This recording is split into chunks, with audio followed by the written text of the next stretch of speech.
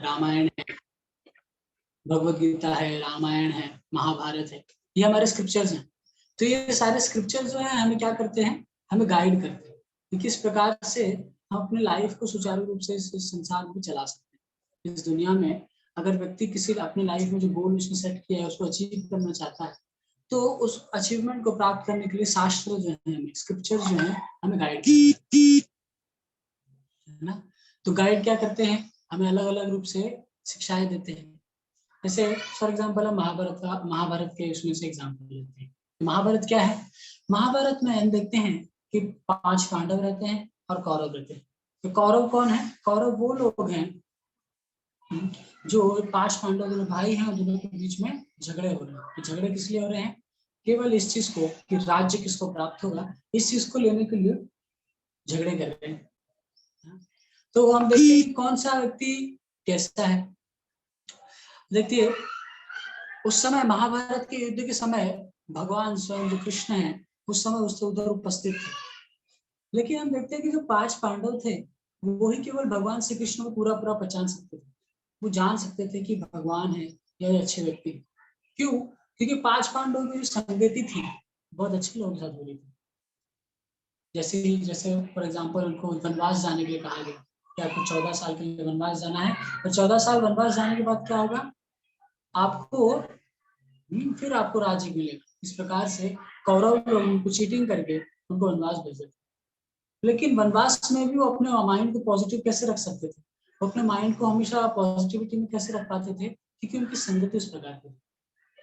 उनके साथ बड़े बड़े ऋषि मुनि रहते थे, धौम्य, वशिष्ठ, इस प्रकार से बड़े बड़े ऋषि उनको गाइड किया करते थे, उनको स्क्रिप्चर सुनाया करते थे। तो इसकी वजह से वो हमेशा अपने माइंड को पॉजिटिव रखा करते थे। फॉर एग्जाम्पल अगर हमारे प्रैक्टिकल लाइफ में अगर हम इस चीज को सोचे कि हमें अपने ही घर से निकाल दिया जाए, हमारा अपने घर से निकाल दिया जाएगा, तो कितना बुरा होगा। हम लोग अपने माइंड को पॉजिटिव नहीं रख पाएंगे, हम लोग इरिटेट हो जाएंगे, हम लोग बदला लेने का प्रयास करेंगे, हम लोग कुछ करने का प्रयास करेंगे। लेकिन जो 5 पांडव थे उनको उनके घर से निकाल दिया गया, उनके भाइयों द्वारा, लेकिन फिर भी उन्होंने अपने अपने भाइयों के प्रति कोई प्रतिशोध या उनको बदला लेने की भावना उनके हृदय में नहीं आई। क्यों नहीं आई, क्योंकि उनकी संगति वैसी थी। उनको वैसा गाइडेंस मिल रहा था कि देखो ये जो भी सब हो रहा है ये सब भगवान देख रहे हैं, सब कुछ हमारे कर्मों के अनुसार हो रहा है। इस प्रकार से सारी चीजें हो रही थी, है ना। हम सभी जानते हैं महाभारत पांडवों का बीच में जो युद्ध होता। लेकिन दूसरी तरफ देखते हैं जो कौरव थे, कि कौरवगण, कौरवों के बीच में जो मेन था दुर्योधन, ये दुर्योधन भी भगवान को हमेशा देखता रहता था, भगवान के संग में रहता था, भगवान को देखता था, कृष्ण है सब जानता था, लेकिन फिर भी वो एक्सेप्ट क्यों नहीं कर पा रहा था। वो भगवान कृष्ण को जैसा रिस्पेक्ट क्यों नहीं दे पा रहा था जैसे बाकी लोग दे रहे थे, 5 पांडव लोग रिस्पेक्ट दे रहे थे, ऐसा वो दुर्योधन क्यों नहीं रिस्पेक्ट दे पा रहा था। तो उसके विषय में समझ सकते हैं कि दुर्योधन के संगति यानी उसका एसोसिएशन जो था वो बैड एसोसिएशन। हमारा जो टॉपिक है हम स्क्रिप्चर्स के द्वारा ही समझेंगे। स्क्रिप्चर्स में सब कुछ समझाते हैं। स्क्रिप्चर जो है, शास्त्र जो है, भगवत गीता, महाभारत, रामायण, ये हमें इसी चीज के लिए दिए गए हैं कि हम इस संसार में भी कैसे सुखी रह सकते हैं। आजकल हम देखते हैं कि कई सारे एडवांसमेंट हम कर रहे हैं, लेकिन उन एडवांसमेंट के बावजूद भी हम लोग कहीं ना कहीं दुखी रहते हैं, कहीं ना कहीं डिप्रेस रहते हैं, कहीं ना कहीं स्ट्रेस रहते हैं। कोई बड़े बड़े जॉब ढूंढ रहे हैं, जॉब पढ़ाई करने को जॉब नहीं मिल रही है, जॉब मिल गई थी जॉब में फ्रस्ट्रेशन, स्ट्रेस रहता है, डिप्रेशन रहता है। एक व्यक्ति हमें बता रहे थे कि उन्होंने 17 साल कॉर्पोरेट लाइफ में काम किया, उन्होंने अच्छा पैसा कमाया, लेकिन वो कह रहे थे कि उस कॉर्पोरेट लाइफ में इतना स्ट्रेस रहता है, इतना कंपटीशन रहता है कि हमें रात को सोने के लिए भी नींद की गोलियां लेनी पड़ती है, नींद की गोलियां लेके सोनी पड़ रही थी। तो फिर एक ऐसा एडवांसमेंट है, क्योंकि ये जो मॉडर्न एज हो रहा है, मॉडर्नाइजेशन हो रहा है, तो ये सारी चीज स्वाभाविक है, नेचुरल है। तो इन सारी चीज में एडजस्ट करने के लिए, इन सारी चीज को साथ में लेकर चलने के लिए हमें स्क्रिप्चर्स दिए गए हैं।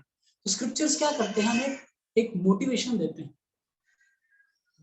एक उत्साह देते हैं, एक एंथुसियाज्म देते हैं कि हम किस प्रकार से अपने लाइफ को अच्छे से चला सकते हैं। तो स्क्रिप्चर ऐसा काम करते हैं। तो दुर्योधन जो था, जैसे हम शास्त्र में पढ़ते, दुर्योधन और भगवान को देखते हुए, कृष्ण जो थे उनको देखते हुए भी नहीं समझ पा रहा था कि भगवान है, और वो पांडवों का हित, पांडवों का अच्छाई कभी नहीं चाहता था। उसके हृदय में कभी, उसके हार्ट में, उसके दिल में कभी नहीं था कि ये पांडव लोग कभी चलो 5 गांव मांग रहे, 5 गांव दे देते, ऐसा कभी उसके हृदय में आया ही नहीं। क्योंकि उसकी संगति वैसी थी। उसकी संगति कौन कौन था? किस किसका संगत करता था? शकुनी, कर्ण, दुशासन, शिशुपाल, इस प्रकार के जो खतरनाक लोग थे, जो दूसरे का अहित करना ही जानते थे, दूसरों का बुरा करना ही जानते थे, इन लोगों का वो संग करते थे। जैसे महात्मा गांधी का मैंने एग्जांपल दिया। महात्मा गांधी जो थे, उन्होंने अपने युद्ध में, अपने जवानी के समय में क्या किया था? राजा हरिश्चंद्र, इन सारे लोगों का वो ड्रामा देखा करते थे, तो उनको बड़ा इंस्पिरेशन होता था, इंस्पिरेशन मिलता था कि मैं भी कभी इनके जैसा बनूं, मैं भी कभी राजा हरिश्चंद्र के जैसा काम करूं, मैं हमेशा सत्यनिष्ठ रहूं। तो इस प्रकार का वो क्यों सोच पा रहे थे? क्योंकि उन्होंने अपना रोल मॉडल उस प्रकार का बनाया है। वो अपने दिमाग में ऐसे रोल मॉडल, ऐसे व्यक्ति को लेकर के चल रहे थे कि हाँ, मुझे हरिश्चंद्र जैसा। आजकल हम देखते हैं कि कई सारे जो खास करके यूथ लोग होते हैं, कभी हीरो हीरोइंस को यूथ का रोल मॉडल बनाते हैं, किसी हॉलीवुड एक्ट्रेस, बॉलीवुड एक्ट्रेस। लेकिन अगर उनके लाइफ को गौर से देखा जाए तो उनके लाइफ में वैसे ही डिप्रेशन होते हैं, वैसे ही स्ट्रेस होते हैं, वैसे ही गलत आदतें रहती है ना। वो सारे पाप कर्म में लिप्त रहते हैं। मैं एग्जांपल दिया था पहले भी, एक फिल्म आई थी हॉलीवुड में, डार्क नाइट्स करके, बैटमैन की फिल्म। उसमें जो विलन था, उसने एक ही फिल्म की थी अपनी लाइफ में, जोकर करके जो विलन था। उस जोकर ने एक ही फिल्म में इतना ऐश्वर्य कमाया, इतना मतलब फेमस हो गया, फेम सब बहुत बहुत फेमस हो गया, लेकिन उसी फिल्म के बाद ही उसने सुसाइड अटेम्प्ट कर लिया।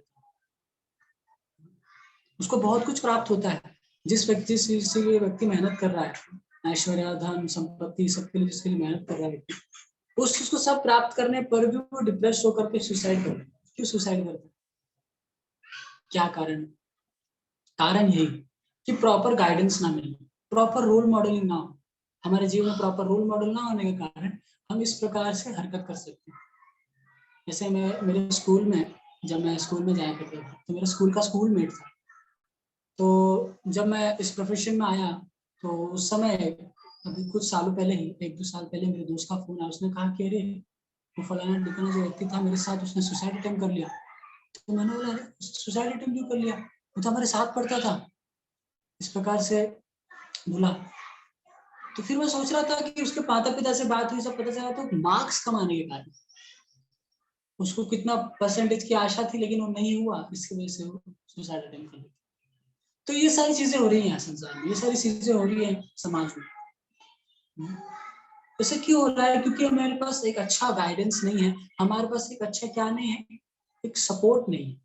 तो सपोर्ट क्या है? स्क्रिप्चर्स। हमें जो शास्त्र है, भगवत गीता, भागवतम, ये सब एक सपोर्ट है। जैसे फॉर एग्जांपल एक छोटा सा पौधा होता है, उसको प्रोटेक्ट करने के लिए एक माली क्या करता है, जो गार्डनर होता है, उसको फेंसिंग कर देता है।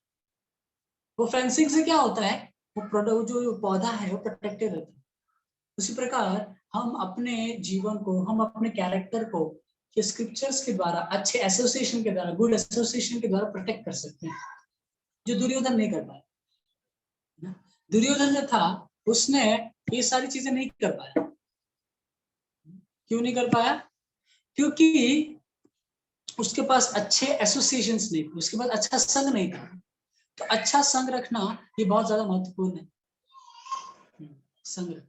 तो दुर्योधन जो था, वास्तव में शकुनी जैसे व्यक्ति के साथ संगति रखते थे, इसलिए उनका जो पथ था वो उससे च्युत हो जाते।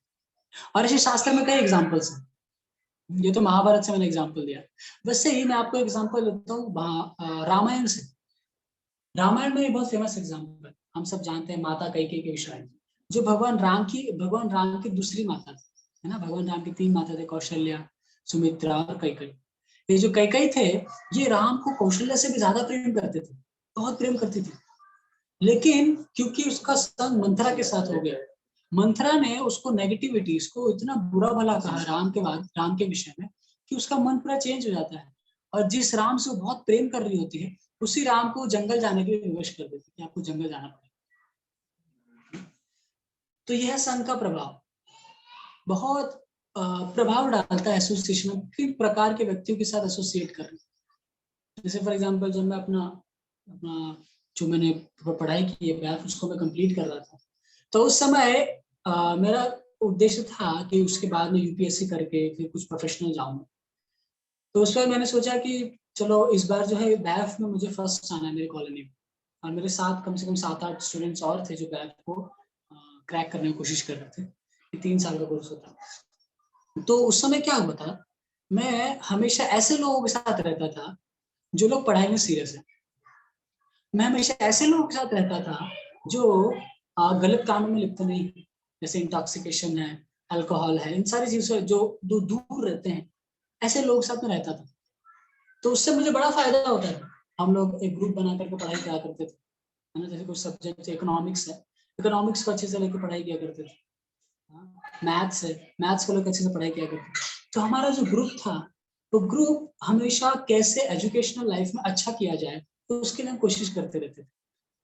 और मेरे साथ ऐसे लोग भी मैंने देखे जो हमेशा स्कूल में आने पर भी गलत काम किया करते थे, गलत कार्य करते, इंटॉक्सिकेशन, सिगरेट्स एंड सारे इंटॉक्सिकेशन किया करते, अल्कोहल सब कुछ किया करते। तो वो लोग वहीं के वहीं रह गए, लेकिन क्योंकि मेरा जो एसोसिएशन था, मेरा जो संगति थी वो अच्छे लोगों के साथ थी, इसके लिए मैंने फटाफट अपने एजुकेशन लाइफ में बहुत जल्दी प्रगति करी और मैं अपने कॉलेज में फर्स्ट आया था। ये बात है 2011-12 उस समय। तो एसोसिएशन मैटर्स हमारे लाइफ में, what kind of association we keeps, that is very important thing, we should know always, है ना, कि हम किस प्रकार का एसोसिएशन रखें। तो कैकेयी जो थी, माता कैकेयी ने क्योंकि मंथरा जैसी एक नेगेटिविटी वाली जो स्त्री थी उसके साथ उन्होंने एसोसिएट किया, उसका बातों को सुना, इसके लिए उनके साथ क्या वो बुरा हो गया, है ना। इस चीज को बड़ा ध्यान देना चाहिए हमें।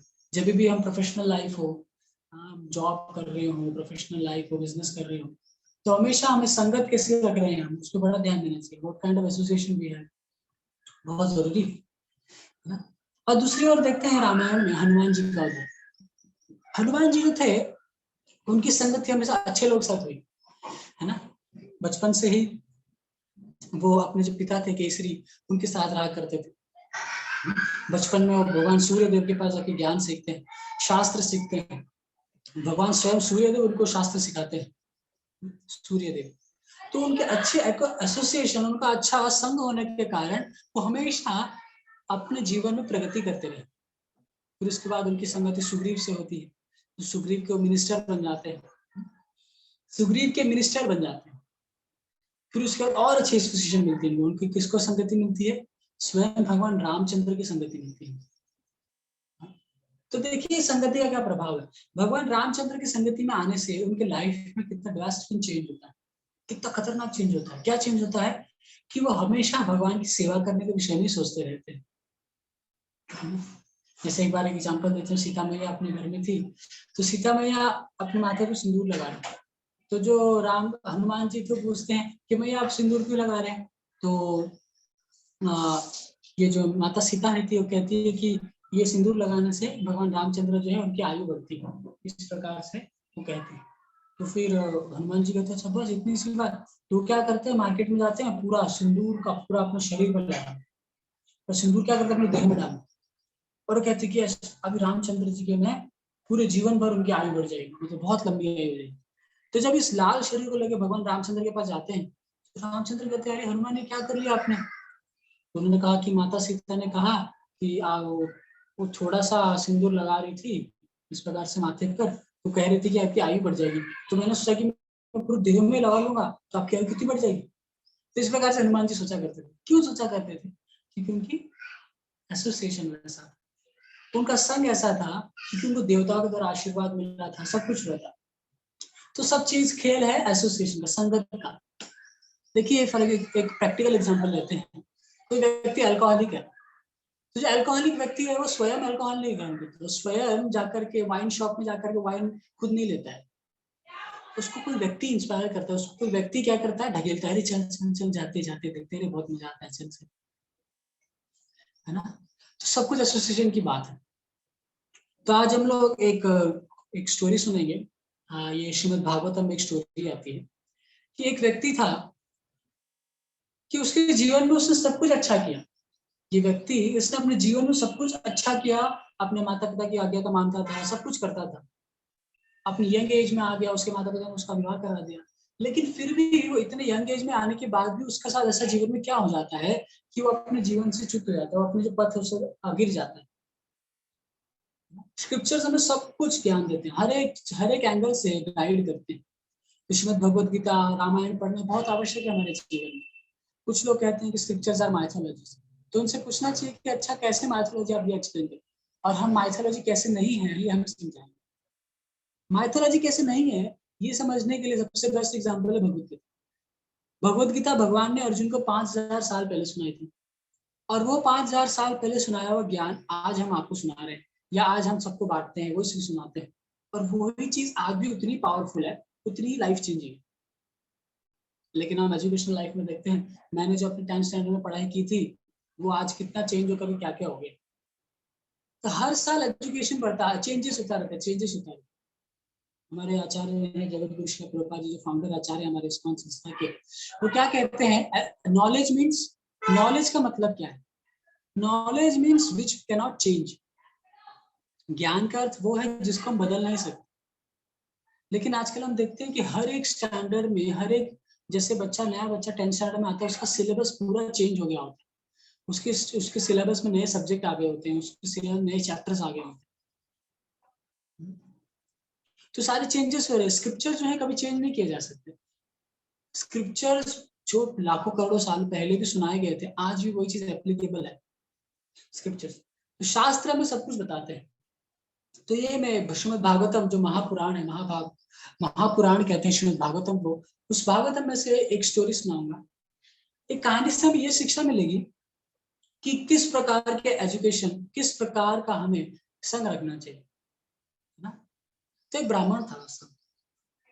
ये जो ब्राह्मण था, ये कन्याकुब्ज नामक जगह में रहता था, जो आज कानपुर के नाम से फेमस है। कानपुर आप सब गए होंगे ना, ये उदयपुर वाला नहीं, यूपी वाला कानपुर। उदयपुर में भी कानपुर है तो ये जो कानपुर जो जगह है यूपी में, वो पहले के, मतलब मान लीजिए ये 10-15 हजार या कुछ पहले कुछ हजार साल पहले की कहानी है। तो उसमें कान्यकुब्ज नाम का फेमस था, कान्यकुब्ज। तो जो कानपुर नाम की जगह थी, यहाँ पर ही ब्राह्मण रहा करता था। उसके माता पिता थे, उसकी उसकी सिस्टर थी। हाँ, और वो अपने पिताजी के, क्योंकि ब्राह्मण थे तो ब्राह्मण का कर्तव्य होता था पहले यजन याजन पठन पाठन ये सब करना, यज्ञ करना, है ना, दान करना, दान लेना, है ना, शास्त्र पढ़ना, शास्त्र पढ़ाना, इन सारे जो भगवत गीता में सारी चीजें वर्णन की गई। तो ये जो था ब्राह्मण, वास्तव में ये रहता था अपने पिताजी के साथ, अपने माता पिता के साथ, उनकी सेवा क्या करता था। पिताजी आदेश देते थे कि बेटा जाओ जंगल में जाकर के क्या करो, जंगल में जाकर के लकड़ियां ले आओ, पुष्प ले आओ, पत्ते ले आओ, भगवान की पूजा अर्चना में काम आएगा। तो फिर ये जो बच्चा था, लड़का, वो जाता था, है ना। अब जाता था, अपने पिताजी की आज्ञा पालन करने के रोज करता था, तो थोड़े लकड़ियां ले आता, है ना, पुष्प ले आता भगवान की सेवा के लिए। इस प्रकार से सारे कार्य करता रहता था। लेकिन हमेशा की तरह जब वो करता रहता था इस सारी चीजों को, तो उसकी एज बढ़ने लगी धीरे धीरे। अब एज बढ़ते बढ़ते उसके पिताजी ने सोचा कि चलो एज हो गया है, उसका विवाह करा देते। उसका विवाह करा दिया। उसकी ब्राह्मण कन्या थी, ब्राह्मण कन्या से विवाह होकर के उसको घर में ले आए। तभी उसका पूरा फैमिली हो गया एकदम, वो रिस्पॉन्सिबल बन गया व्यक्ति। वो ब्राह्मण जो था रिस्पॉन्सिबल बन गया। अभी रोज की तरह पिताजी की आज्ञा पालन करते हुए गया जंगल में, लकड़ियां तोड़ने, पुष्प तोड़ने, है ना, यज्ञ में काम आएगा। तो गया और जा रहा था, तो जंगल में देखा उसने एक शूद्र और शूद्राणी वो गलत हरकत कर रहे हैं। जैसे आजकल लवर्स पॉइंट्स होते हैं बहुत सारे, कॉलेज का बंक मार के लड़का लड़की जाके सब मस्त हरकतें करते हैं। तो ये जो है, ये उस समय ऐसा तो होता नहीं था। उस समय कल्चर था एक्चुअली, भारत का इतना अच्छा कल्चर था पहले, कि पहले के जमाने में देखिए आजकल क्या सिचुएशन है। आजकल सिचुएशन ऐसी होगी कि रात के समय एक लड़की बाहर जाने के लिए सोचने के लिए डरती है, अरे बाहर जाने को रात को डर लगता है। पहले के जमाने में ऐसा नहीं था। पहले के जमाने में लोग, अभी 50-60-100 साल पहले की बात समझ लीजिए, लोग अपने घर में खाट बिछा करके सोया करते थे, घर के बाहर सोते थे, घर के अंदर कोई नहीं सोता था। घर में केवाड़ कोई लगाने का सिस्टम नहीं था, घर में दरवाजा बंद करके रहना इसका कोई सिस्टम ही नहीं था। लेकिन आजकल, उस समय क्या होता था, भर लोग घर के बाहर सोते थे, खुली हवा में सोते थे, आराम से रहते थे, किसी को कोई भय नहीं था ना। किसी स्त्री को किसी पराये पुरुष का भय नहीं था, किसी पराये पुरुष को दूसरे का भय नहीं था, सब आराम से रहते थे। लेकिन अभी देखिए लोग बोल रहे वी आर सो एडवांस्ड, लेकिन कैसी एडवांसमेंट है कि हम बाहर जाने से भी डर लग रहा है। एक कन्या जो है, एक लड़की जो है, घर से बाहर निकलने के लिए डर लगता है। दिल्ली जैसे शहर में जाइए, मुंबई जैसे शहर में लोग डरते हैं, डर लगता है कब क्या हो जाएगा, किसको क्या पता।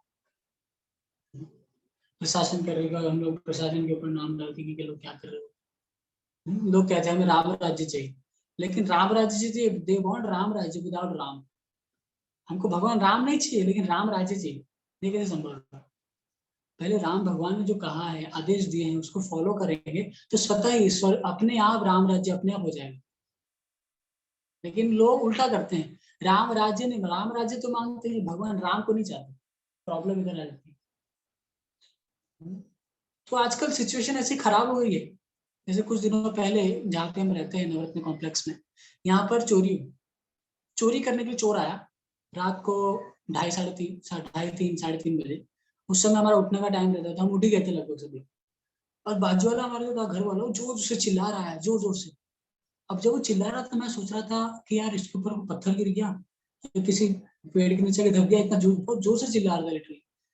और चिल्ला रहा था चोर चोर करके, क्योंकि सामने वाले घर में, हमारे जो सामने जो घर है, उसके ऊपर, उसके अंदर चोर घुस रहा था चोरी करने के लिए। हाँ, उसको उसको इतना भय हो गया, उसको इतना डर लगने लगा कि दूसरे दिन से उन्होंने सिक्योरिटी रख दिया, तो पूरे एरिया में घूमता रहता है। रात को भी आप इधर आएंगे तो सीटी बजाता रहेगा और डंडा मारता रहता है रास्ते पे, ठाक ठाक करके आवाज करता रहता है। तो ये फियर है, ये भय है। एडवांसमेंट के साथ साथ हमारे अंदर भय भी बढ़ते जा रहा है, भय भी बढ़ते जा रहा है। इसके लिए आज, पहले के जमाने में लोग एक दरवाजा लगाते हैं, अभी पहले तो एक दरवाजा लगाते हैं, मेन डोर होता है, ऊपर से सेफ्टी डोर भी होता है कि भैया एक जाली वाला दरवाजा रहेगा, उसमें देखेंगे कौन है, क्या काम है।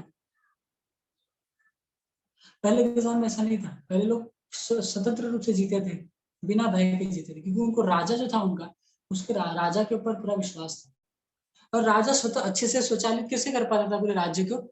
क्योंकि वो शास्त्र के अनुसार धर्म का पालन करता था, है ना।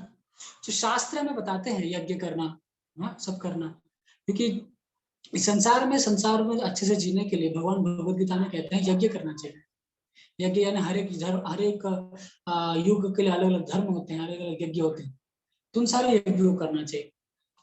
उस समय राजा किया करते थे, लेकिन आजकल कोई यज्ञ नहीं हो रहा है, इसलिए हर कई कई जगह पे बारिश नहीं होती। जैसे मैं कोई महाराष्ट्र गया था, मुंबई से मैं गया था सोलापुर की तरफ कार से। तो हम रास्ते में जा रहे थे, तो आते टाइम एक बीच में फ्रूट्स की दुकान थी, तो पपैया बेच रहा था, तो पपैया खरीदने के लिए हम गए, पपैया लिया। तो उस समय बूढ़ा व्यक्ति था, वो आया, और हम क्योंकि सन्यासी वेश में थे, ब्रह्मचारी थे, तो आकर के कहने लगा, अरे महाराज, हमारे गाँव में कई सालों से बारिश नहीं हो रही, कुछ कीजिए, कुछ तो कीजिए। तो ये किसका परिणाम है? ये यज्ञ ना होने का परिणाम है, सेक्रीफाइसेस। यज्ञ क्यों किया जाते थे पहले? यज्ञ होते थे वर्षा के लिए। भगवान कहते हैं अन्नाद भवन्ति भूतानि पर्जन्याद अन्न संभव। कैसे अन्नाद भवन्ति भूतानि? अन्न कैसे आता है? वर्षा से आता है। और वर्षा कैसे आता है? यज्ञनात् कर्मणो नेत्र। जब व्यक्ति यज्ञ करता है, उसके द्वारा वर्षा होती है, और वर्षा से अन्न आता है ना, खेतों में अन्न होता है ना। अभी कोई व्यक्ति बोलेगा कि अरे वो तो पुराने जमाने की बातें हैं, आजकल तो एडवांस हो गया, फैक्ट्रीज है, तो फैक्ट्रीज में जो नट बोल्ट बनता है वो खाएंगे क्या? खाना तो दाल चावल ही है, रोटी सब्जी खाना है, दाल बाटी खाना है। दाल बाटी बनता किससे? गेहूं से बनता है, आटे से बनता है। तो आटा आता कहाँ से है? जमीन से आता है। लेकिन लोग आजकल देखिए कितना माइंड डाइवर्टेड है लोगों का। जो बेसिक प्रिंसिपल्स है उस पर कोई ध्यान नहीं दे रहा है। जो बेसिक वैल्यूज है हमारी, उसके ऊपर कोई ध्यान नहीं देकर के बहुत ऊंची ऊंची बातें कर रहे हैं। हम फैक्ट्रीज बना देंगे, हम ये करेंगे, हम वो करेंगे, वी आर एडवांसिंग, हम चांद पे जाएंगे, यहाँ जाएंगे।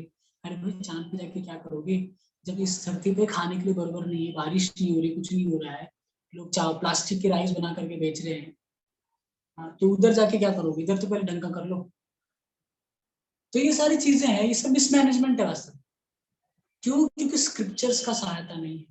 भगवत गीता को लाल कपड़े में लपेट करके उसके ऊपर कसम खाने से कुछ नहीं होगा, उसको पढ़ना भी पड़ेगा। सही बात है।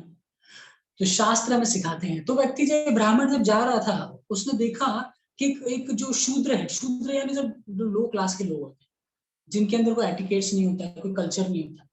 ये जो शूद्र था, लो क्लास का व्यक्ति था, वो एक शूद्रानी जो खुद भी एक औरत थी, जो वैश्या थी, मान लीजिए प्रोस्टिट्यूट, वो प्रोस्टिट्यूट के साथ गलत कार्य कर रहा था जंगल में। और ये व्यक्ति यंग था और इसने देखा और वास्तव में देख करके बचने के लिए भागा वहां से, भागो भागो, और भाग करके वृक्ष के पीछे छुप गया। और वो अपने दिमाग में सारे शास्त्र जो उसने पढ़े थे, स्क्रिप्चर्स जो पढ़े थे, जो भी उसने माता पिता ने उसमें सब दिमाग में चलाने लगा उस चीज को काटने के लिए, लेकिन वो काट पा रहा था, वो सारी चीजों को मिटिगेट नहीं कर पा रहा था अपने बल पे। भगवद गीता में भगवान कहते हैं, ध्यायतो विषयान पुंसा संकस्तेषु उपजायते संगा संजायते कामः कामत क्रोध विजायते। ये दूसरे अध्याय का 64 नंबर श्लोक, ध्यायतो विषयान पुंसा। तो देखिए इस श्लोक के अनुसार ये जो ब्राह्मण है उसकी परिस्थिति को हम समझते हैं कि वो किस प्रकार से अपना लाइफ जी रहा था। ध्यायतो विषयान पुंसा, ठीक है। अब उसने वो परिस्थिति देखी, वो शूद्र जो प्रोस्टिट्यूट है और व्यक्ति के बीच में जो गंदे काम हो रहे थे उसको देख करके वो गया घर पर, और घर पर जा रहा था तो उसके दिमाग में वो विषय का, उसने जो चीजें देखी वो उसके दिमाग में चल रही थी। ध्याय तो विषयान पुंस, ध्यान कर रहा था वो, ध्यान ध्यान करना। ध्याय तो विषयान पुंस संगस्तेषु उपजायते, ठीक है। अभी इतना समझते, ध्याय तो विषयान पुंस। अभी वो उस विषय का, जिस चीज को उसने देखा, उस सिचुएशन का वो क्या कर रहा था, कंटेम्पलेशन कर रहा था, ध्यान कर रहा था। और वो ध्यान करते हुए अपने जंगल से वापस रोज की तरह घर में चले जाते, और वो अपने पूजा अर्चना भी कर रहा है, उसके दिमाग में वही सारी चीजें, गलत चीजें चल रही है। उसने देखा, रे शूद्र क्या कर रहा था, शूद्राणी क्या कर रही थी, ऐसा करके उसके दिमाग में चल रहा था। अब इसके ऊपर का स्टेप क्या है, संगस्तेषु उपजायते, उसके हृदय में इच्छा होने लगी कि मैं भी उस वैश्या का एसोसिएशन लूंगा, मैं भी उस वैश्या को अपने घर लेके आऊंगा।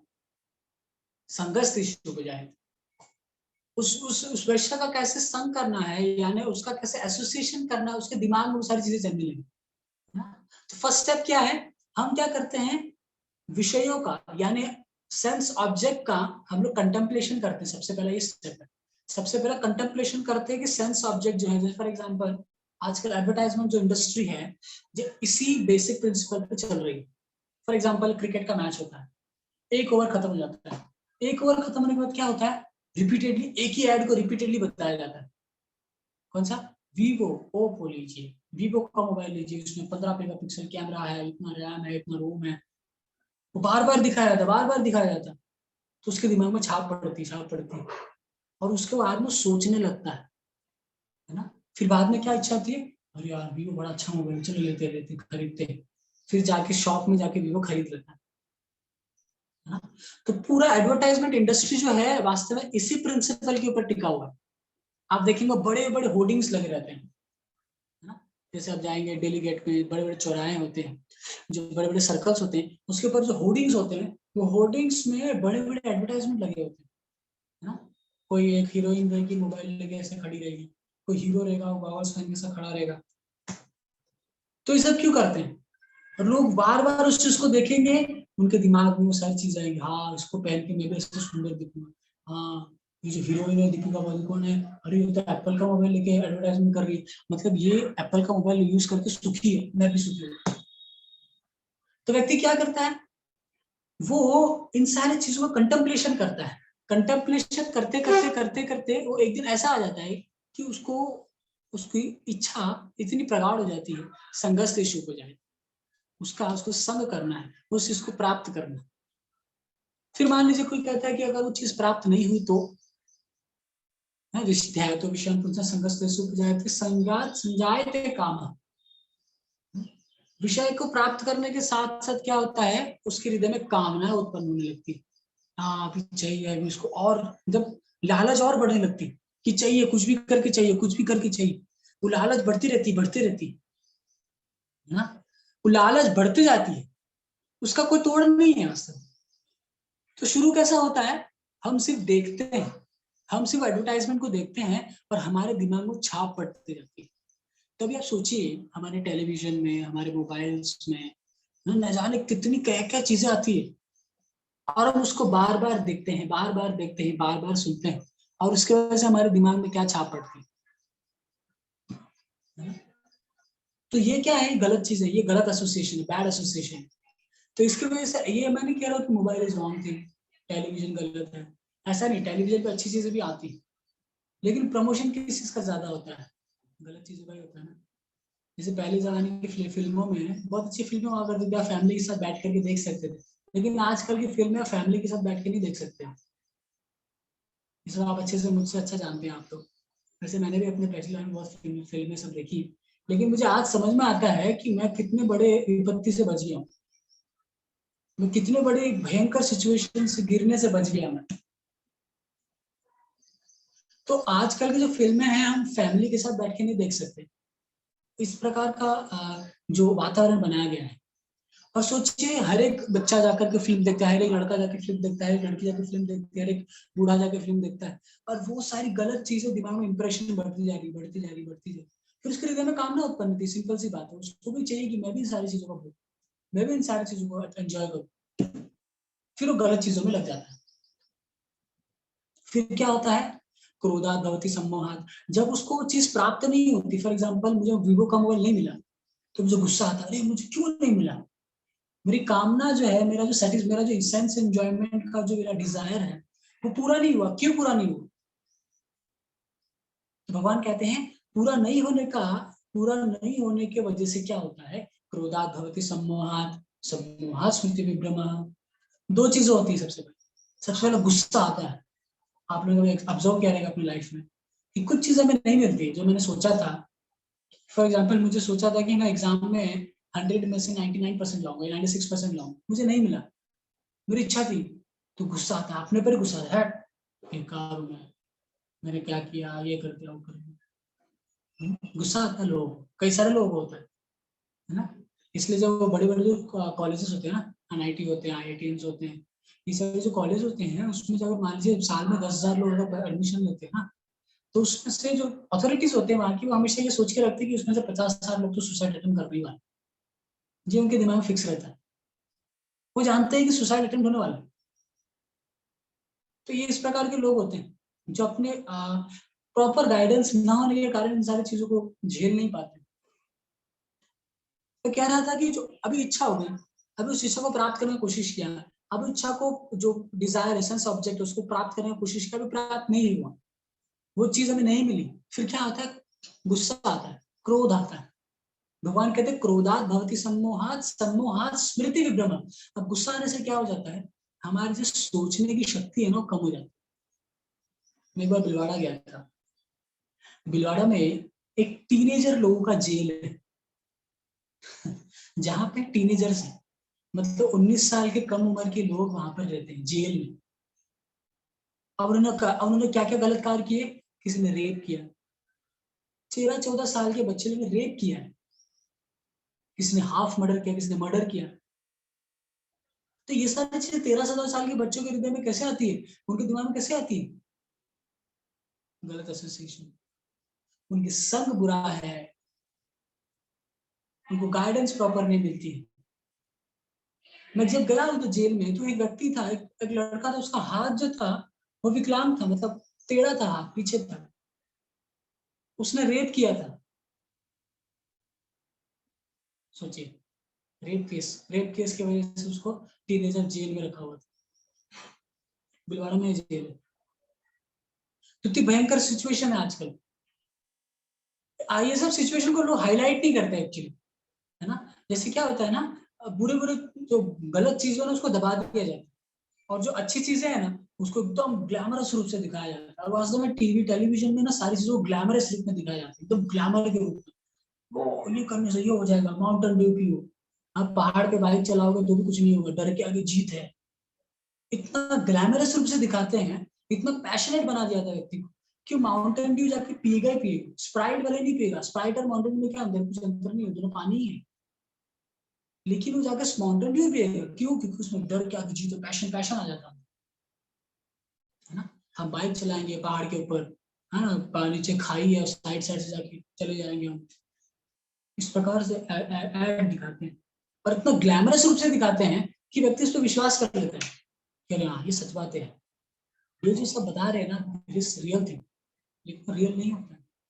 उसके पीछे कितना दुख है, कितना कष्ट है उनको, ये उनको ही मालूम है। बहुत दुखी होते हैं उन। आपने नाम सुना होगा मोहम्मद अली का। मोहम्मद अली अपने लाइफ में उसने बहुत कुछ अचीव कर लिया था, बहुत कम एज में, 19-20 साल का था, उसी समय बॉक्सिंग का चैंपियन बन गया था मोहम्मद अली। मोहम्मद अली बॉक्सिंग का चैंपियन बन गया था, लेकिन उसने इतना कुछ अचीव करने के बाद भी हमेशा डिप्रेशन में रहता था, अपने घर में डिप्रेस रहता था। वो डिप्रेशन की गोलियां खाता था। डिप्रेशन की गोलियां क्या होती हैं? नींद की गोलियां होती है। डिप्रेशन की गोली खाने से व्यक्ति को इतनी नींद आती है कि जो भी टेंशन है ना, टेंशन की वजह से डिप्रेस हो जाता है, स्ट्रेस हो जाता है।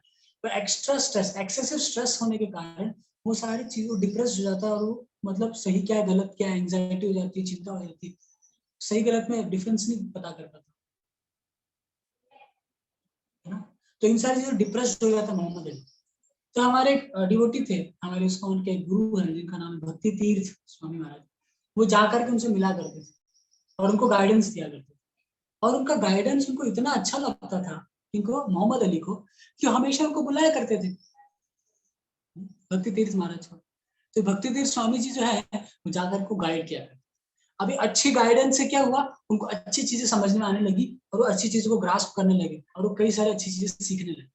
तो उससे उनका डिप्रेशन कम होते गया। और उनके लाइफ में ट्रेजेडी क्या हो गई थी, उनको पार्किंसन करके डिजीज हो गया। वो ऐसे व्यक्ति थे जो एक पंच में, एक 2-3 पंचों में एक कई व्यक्ति को ढेर कर देते, लेकिन उनकी एक ऐसी परिस्थिति आ गई थी कि वो क्या क्या नहीं कर पाते थे, एक चाय का कप भी नहीं उठा पाते थे। उनको ऐसा डिजीज हो गया। वो हमेशा कहते थे आई एम द ग्रेट। तो ये सारी चीजें होने के कारण वो डिप्रेस हो गए थे ना। तो उनको हमारे जो गुरु जी, जो डिवोटी है भक्ति तीर्थ स्वामी जी, वो जाकर के क्या करते थे, गाइड किया। जैसे मैं एक समझा रहा था कि जब भगवत गीता में भगवान कह रहे क्रोधात भवति सम्मोहा सम्मोहा स्मृति विभ्रम, जब गुस्सा आता है, जब कोई सेंस सब्जेक्ट, सेंस ग्रेटिफिकेशन वाली ऑब्जेक्ट हमें नहीं मिलती है, तो गुस्सा आता है। और गुस्सा आने से क्या होता है, हमारी जो सोचने की शक्ति वो खत्म हो जाती है। सोचने की शक्ति खत्म हो जाती है। और आजकल जब मैं कॉलेज में था तो मैं देखता था कि लोग मतलब स्कूल में ही 10th में, जब मुंबई में पढ़ा हूँ, तो मुंबई में पढ़ने से क्या होता है, मुंबई का माहौल राजस्थान से काफी अलग है। मुंबई का जो एनवायरनमेंट है, स्कूल कॉलेजेस का एनवायरनमेंट बहुत अलग है। यहाँ पे राजस्थान में भी बहुत कल्चर है, लोग दूसरों को रिस्पेक्ट देना चाहते हैं। अगर मैं किसी कॉलेज में जाऊँ तो लोग मुझे रिस्पेक्ट देंगे, महाराज करके बोलेंगे एटलीस्ट। लेकिन मुंबई में जाऊंगा तो मेरी तो मजाक उड़ा हालत कर दी। क्योंकि मैं मुंबई में पढ़ा था, तो मुंबई में जिस स्कूल में मैं पढ़ता था, मदर मेरी स्कूल था, उसमें मैं पढ़ता था। तो स्कूल से मैं छूटता था, तो स्कूल के छूटने के बाद जब भी मैं रोज जाता था, तो हफ्ते में 2-3 में देखता था कि मैं स्कूल के कुछ लड़के हैं जो आपस में लड़ रहे, मारा मारी कर रहे, मैटर हो गया, मैटर हो गया, मैटर हो गया, मैटर, लड़ाई हो गई, लड़ाई हो गई, ऐसा करके मारा मारी करते थे गुस्से में आकर के। हाँ, जब 15-16 साल के लड़के लोग गुस्सा आ जाता है और वो मारा मारी करने लग जाते हैं। तो ये सब क्यों होता है? प्रॉपर गाइडेंस की वजह से नहीं, प्रॉपर गाइडेंस नहीं होती, उनको कोई गाइड करने वाला नहीं होता। हमारा एजुकेशन सिस्टम ऐसा कुछ नहीं है कि हमें ये सिखाया जाए कि कितनी मात्रा में सेंस ग्रेटिफिकेशन करना है। Sense gratification is not a wrong thing, ये हमारे शरीर की नीड है। इंद्रियों को तृप्त करना, जैसे आंखों की तृप्ति करना है, कुछ देखना है, खाना, हाथों की कुछ स्पर्श करना है ना, जीवा की कुछ सेंस ग्रेटिफिकेशन है, कुछ खाना है, कान का कुछ सुनना है। तो ये सब शरीर की नीड्स हैं। इसको मैं नहीं कह रही कि इसको पूरा ही बंद किया जाए, वो संभव नहीं हो, कभी पॉसिबल नहीं हो सकता। लेकिन हमें एक्सेसिवली ऐसे चीजों को नहीं करना है जो हमारे लिए हानि में जाती है, और वो अभी पता नहीं चलता है। वो इन फ्यूचर जैसे जैसे हमारी एज बढ़ती है, जैसे जैसे हम गलतियां करते हैं, हमें समझ में आने लगता है यार ये तो बहुत बुरा है ना। एक बार क्या हुआ, एक लड़का था, दो भाई थे। उसने, दो भाई चेयर पे बैठे थे और सामने उसके पिताजी थे, वो लेटे हुए थे। और उन्होंने अपनी लाइफ में इतना अल्कोहल लिया था, इतना अल्कोहल लिया था कि अभी बस उनके सारे शरीर के अंग खराब हो रहे थे। और दो जो लड़के हैं वो देख रहे हैं, दो बेटे, तो उनके रिलेटिव थे, तो उनको दोनों बच्चे को बड़ा दया आया और आके पूछे, अरे बेटा तुम ठीक हो? तो मैं, हाँ हम तो अभी ठीक ही है, क्या करें। तो फिर उनके एक रिश्तेदार ने बड़े बेटे से पूछा कि क्या आप भी अल्कोहल लोगे? तो उसने ऑफ कोर्स, जरूर लूंगा। तो उसने, क्यों? क्योंकि फादर ड्रिंक्स, कि पिताजी पीते हैं, किसी लिए। और दूसरा कौन था, छोटा वाले बच्चे के पास गया, पूछे बेटा आप लोगे alcohol? No, not at all. तो why you should not take, your elder brother is taking, why you should not take, you are not taking, why? तो उन्होंने क्या बोला, क्योंकि फादर ड्रिंक्स, देखिए मेरे पिताजी पीते हैं करके उनकी हालत क्या हो गई, उनका लीवर, उनकी किडनी सब खराब हो गया, तो मैं नहीं पीऊंगा, मैं गलत काम नहीं करूंगा। तो ये सारी चीजें जब व्यक्ति देखता है कि यार इसके साथ बुरा हो रहा है, मेरे साथ बुरा हो रहा है, मैंने ये सारी चीजें की, अब मेरे साथ बुरा हो रहा है, मेरे सारे शरीर के अंग खराब हो रहे हैं, गल रहे हैं, है ना, बीमारियों का घर बनते जा रहा है, दवाइयां चल रही है, समझते हैं लोग। सबसे बड़ा एग्जांपल माइकल जैक्सन का, आपने माइकल जैक्सन का नाम सुना होगा, बहुत फेमस है माइकल जैक्सन को, कौन नहीं जानता। माइकल जैक्सन जो था, उसके अपने लाइफ में उसने बहुत कुछ किया, बहुत कुछ अचीव किया, वो बहुत बड़ा व्यक्ति बहुत कम समय में बन गया था, और उसने सोचा था कि अपने लाइफ में वो 150 साल की उसने अपनी लाइफ की बना के रखी थी, मैं 150 साल जीऊंगा। और उस 150 साल को जीने के लिए उसने क्या किया, 12 डॉक्टर्स अपने साथ रखे। और हम जो माइकल जैक्सन का जो पिक्चर देखते हैं ना, गोरा गोरा दिखता है, वास्तव में वो गोरा नहीं था, वो एक नाइजीरियन था, वो एक निग्रो था, निग्रो, निग्रो जानते ना, काले लोग जो होते हैं, अफ्रीकन, लेकिन उसको गोरा बनना था। तो उसने 13 से 14 16 बार तक उसने क्या किया, अपना स्किन का ऑपरेशन कराया, प्लास्टिक सर्जरी, है ना। तो अपने थाइस जो है, थाइस जांग है, तो जांग से एक एक लेयर स्किन निकाल निकाल के अपने चेहरे पे, अपने बॉडी पे लगाता था। और यहाँ पे टाके लगते थे, स्किन चिपकाना तो टाके तो मारना पड़ेगा, तो टाका मारा जाता था,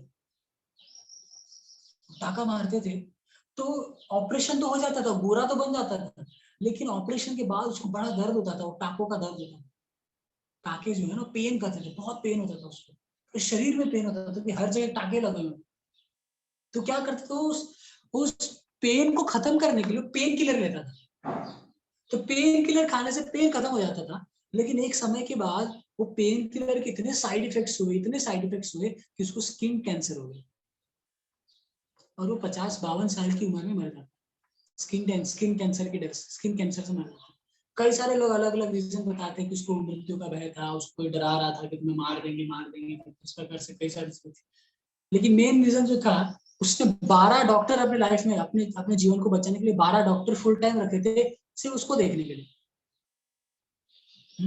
उसको डॉक्टर्स पे बड़ा विश्वास था, लेकिन उसका हर्ष क्या हुआ, वही बात। तो कहने का तात्पर्य यह है कि स्क्रिप्चर्स हमें प्रॉपरली गाइड करते हैं। भगवत गीता हमें साइंटिफिकली ये समझाती है कि हम अपने लाइफ को कैसे अच्छे से चला सकते हैं। इस संसार में वास्तव में जब देखा जाए तो हर कोई व्यक्ति डिप्रेस्ड ही है, एक एंगल से। कोई सोच सकता है नहीं मैं तो करोड़पति घर का हूं, मैं डिप्रेस नहीं हूं, लेकिन डिप्रेशन है, मैंने माने ना माने डिप्रेशन रहता ही है। डिप्रेशन है स्ट्रेस, हमारी लाइफ में कुछ ना कुछ स्ट्रेस रहता ही, भले हम उसको व्यक्त नहीं करते हैं, लेकिन स्ट्रेस रहता है। आप किसी व्यक्ति से जाकर पूछिए how are you sir, oh I am fine good, तो और क्लोज आइए, everything is alright sir, everything is all right, but my son is not listening to me, my wife doesn't listen to me, my loan is there, my car is there, and बहुत सारी कहानी सुनाएंगे। थोड़ा सा close हो जाइए बस, तो कई सारी चीजें आपको बताना शुरू करेंगे, मेरी लाइफ में ये प्रॉब्लम्स है, मेरी लाइफ में ये प्रॉब्लम्स है, ये प्रॉब्लम्स ही प्रॉब्लम्स है है ना। तो ये सारी दिक्कतें, तो we are depressed, we are stressed, we are in stressful life. So by this program आप सोच सकते हैं कि हमारे लाइफ में क्या चीजें से हम लोग क्या करते हैं, हम स्पिरिचुअली अपने आप को प्रोटेक्ट करते हैं। So everybody can protect themselves by spiritual guidance, by spirituality, by spiritual books, by spiritual scriptures. आपने सुना होगा जो शिवाजी महाराज थे, शिवाजी महाराज जो प्रतापी राजा थे, बहुत ब्रेव राजा थे वो। शिवाजी महाराज जो थे वो भी करके किसी गुरु, अपने उन्होंने गुरु बना रखा था, उनके गुरु जी थे रामदास। रामदास जो थे वो शिवाजी महाराज उनसे बहुत इंप्रेस थे, क्योंकि रामदास जो थे वो अपने गुरु के प्रति बड़े डेडिकेटेड थे, अपने गुरु के प्रति बड़े डेडिकेटेड थे। बहुत बड़ी लीला कहानी है, उसको सुनाने जाएंगे तो टॉपिक है, जैसे समय भी होने आया है, इसलिए मुझे अभी दूसरी मीटिंग अटेंड करनी है, तो मैं फटाक से इसको बंद कर दूं। ठीक है, तो जो शिवाजी महाराज जो थे वो भी बड़े राजा थे, बहुत पुणे के बड़े राजा थे, बहुत बड़े प्रतापी राजा थे, बहुत शक्तिशाली थे, लेकिन फिर भी वो स्पिरिचुअली गाइडेंस लेते थे। स्पिरिचुअलिटी का गाइडेंस किससे लेते थे, अपने गुरु रामदास जी से। दशरथ महाराज जो इतने प्रतापी राजा थे कि एक साथ में 10 दिशाओं से 10 दिशा से एक साथ बाण चला सकते थे। सोचिए, आज तो एक आदमी एक AK-47 से एक डायरेक्शन में मार सकता है गोली, लेकिन उसमें भी कई बार गोली लग के मर जाते हैं। लेकिन दशरथ महाराज इतने शक्तिशाली थे कि एक व्यक्ति 10 दिशा से एक ही बाण चला सकता है, मतलब 10 दिशाओं से बाण चला सकते थे, इतने पावरफुल राजा। फिर भी वो अपने गुरु वशिष्ठ से स्पिरिचुअली गाइडेंस लिया करते। अगर सोचे कि नहीं मुझे स्पिरिचुअल गाइडेंस की जरूरत नहीं है, कोई कह सकता है, इसके लिए भगवान इसके विषय में भी गीता में बताते हैं। क्या कहते हैं? प्रकृति क्रियमाणानि गुणे कर्माणि सर्वश अहंकार विमूढ़ात्मा कर्ता अहमिति मन्ये। क्या कहते हैं? प्रकृति क्रियमाणानि अहंकार विमूढ़ात्मा। कोई व्यक्ति जो बहुत इगोइस्टिक होता है ना, कुछ लोग होते बहुत इगोइस्टिक होते हैं, आप उनको कुछ समझाने का प्रयास समझेंगे वो सुनेंगे ही नहीं आपकी बात, है मुझे सब पता है। तो ये जो लोग होते हैं इनको इगोइस्टिक कहते हैं। और ये क्या करते हैं, ये जो भी अपने जीवन में काम करते हैं उसको अपना खुद कर लेते हैं, मतलब मैं करता हूँ। लेकिन अगर हम देखा जाए अपनी लाइफ में, हम जो भी काम करते हैं ना उसमें हमारे पास कई सारे सपोर्ट्स होते हैं। कोई मोरल सपोर्ट देता है, कोई फिजिकल सपोर्ट देता है ना, कोई हेल्थ सपोर्ट देता है। तो अलग अलग प्रकार से सपोर्ट्स होते हैं हमारे पास। जैसे फॉर एग्जांपल कोई स्टूडेंट है, उसके पास उसके टीचर का सपोर्ट होता है, उसके फ्रेंड्स, अच्छे फ्रेंड्स जो होते हैं उसका सपोर्ट होता है, उसके माता पिता का सपोर्ट होता है, उसके सीनियर्स का सपोर्ट होता है, अगर वो सीनियर से गाइडेंस ले तो। अगर वो ये सोच ले कि नहीं सब कुछ मैं कर लूंगा, तो दैट इज नॉट प्रैक्टिकल। वो कभी अपने लाइफ में है ना अच्छा गोल अचीव नहीं कर पाएगा जो उसने सेट किया। तो आज का जो हमारा टॉपिक था, मैं आशा करता हूँ कि आप लोगों को समझ में आया होगा। यहाँ पे कितने लोग हैं? 6 लोग हैं। और दुष्यंत प्रभु कैसे हो? ओके, अमित प्रभु भी आए हैं, राम रतन प्रभु। तो आप लोग अपना वीडियो ऑन कर सकते हैं, है ना। अनिरुद्ध प्रभु भी आए हुए हैं। जय, थैंक यू सब लोग आने के लिए। जय अमित प्रभु, कैसे हैं? ऑफिस छुट्टी है आज? बढ़िया। राम रतन प्रभु कैसे प्रभु जी आप? मैं आप लोगों को अनम्यूट करता हूँ। आप लोगों का कुछ क्वेश्चन है, आप लोग क्वेश्चन भी पूछ सकते हैं। एक मिनट।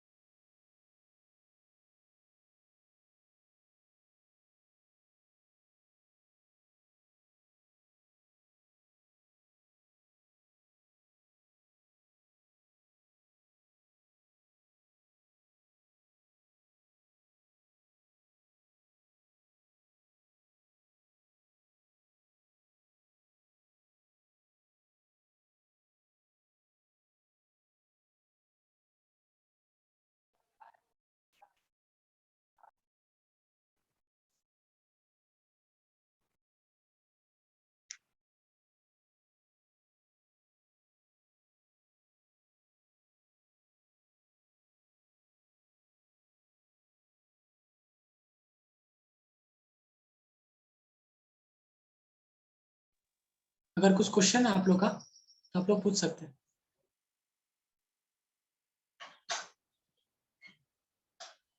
कुछ क्वेश्चन है तो हाथ उठाकर अपना पूछ सकते हैं, मैं आप लोग अनम्यूट करूंगा।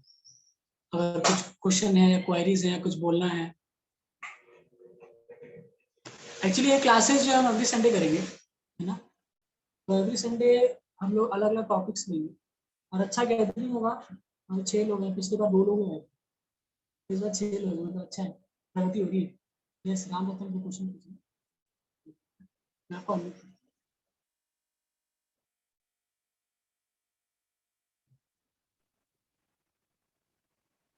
हरे कृष्णा प्रभु जी। हरे कृष्णा, आपकी आवाज नहीं आ रही प्रभु जी, हरे कृष्णा प्रभु जी, अब आ रही है?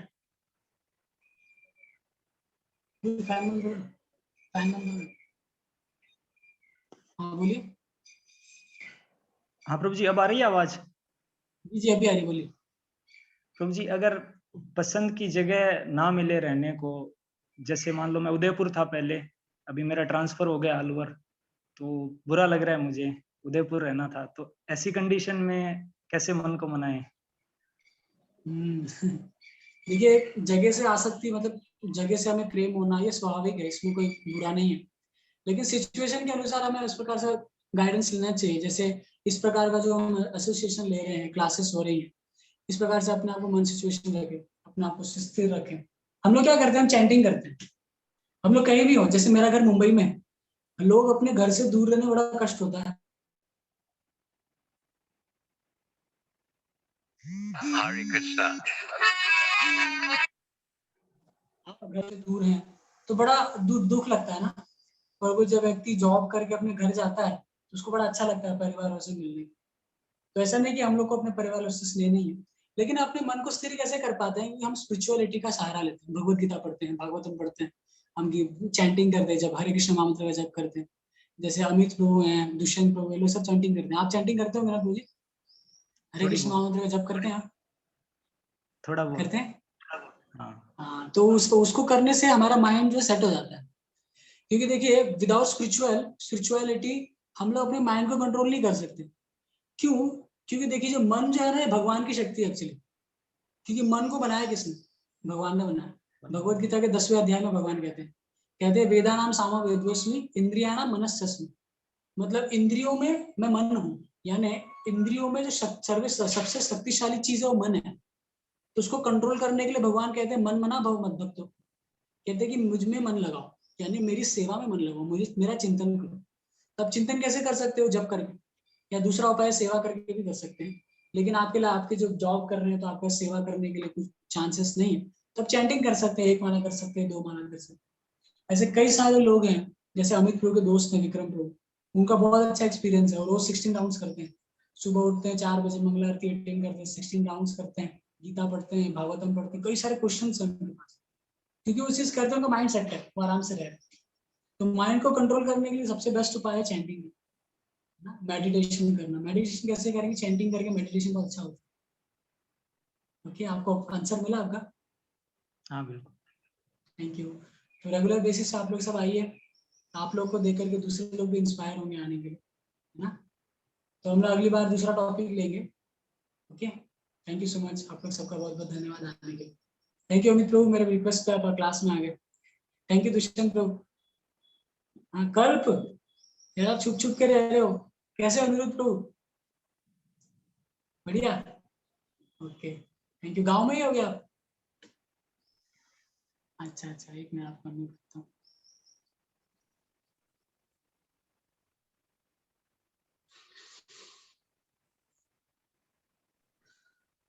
गाँव में कब हो? आओगे गाँव से? गाँव से कब आओगे? अभी तो 2-3 दिन में है। आप बता रहे थे ना 7 तारीख तक कुछ बता रहे थे ना? हाँ हाँ सर। हाँ ठीक है ठीक है, आएंगे तो मिलेंगे ना। हाँ okay, thank you so much Prabhu ji आने के लिए। Okay thank you. अभी हम क्लास को एंड करते हैं, तो अगले संडे यही टाइम 12 बजे। Okay, thank you so much. Hare Krishna. Hare Krishna. जय जय जय।